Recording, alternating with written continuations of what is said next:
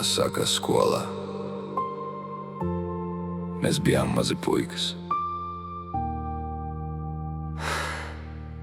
Vai atceries to 3. klases gaiteni,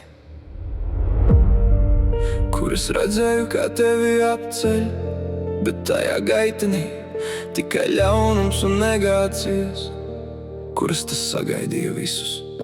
Bet tad es nācu kā eņģelis, lai tevi paņemtu savā paspārnē, lai tevi no tā sūda ļaunuma glābtu.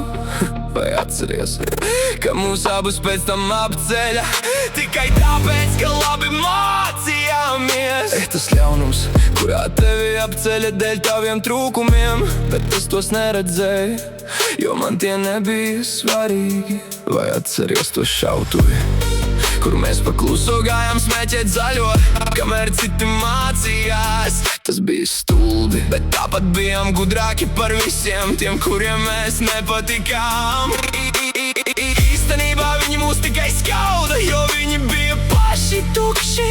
Fuck, bet kas pēc tam? Kas notika pēc tiem pāris gadiem? Tu pazudi, tu atstāji mani rētu, kuru es nesapratu, kāpēc. Tu nespēji paskaidrot neko. Un tagad, pēc 11 gadiem, tu uzrodies un jautā, kā tev brāli iet. Kur tu biji, kad man vajadzēja tevi? Šos visus gadus tevis nebija, bet tagad tu jautā, vai viss labi? Nē, nav, bet tu to nezini, jo tu nebiji šeit. Es biju tavs eņģelis tad.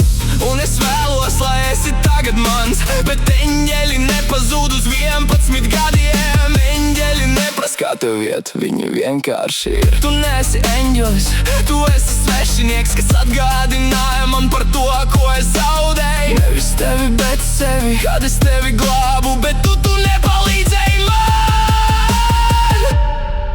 Bet mēs taču bijām bērni. Jā, mēs bijām, bet tu aizgāji, un es paliku viens ar tavu rētu. Tu pazudi, tu atstāji mani rētu, kuru es nesapratu, kāpēc. Tu nespēji paskaidrot neko. Un tagad tu nāc atpakaļ ar tukšiem vārdiem un vēl tukšāku, kā tev iet. Es biju tavs eņģelis tad, bet tagad man nav eņģeļa.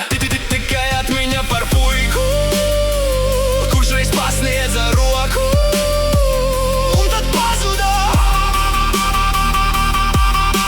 Es biju tavs eņģelis, bet eņģeļi nelūdz palīdzību. Viņi mirst klusumā.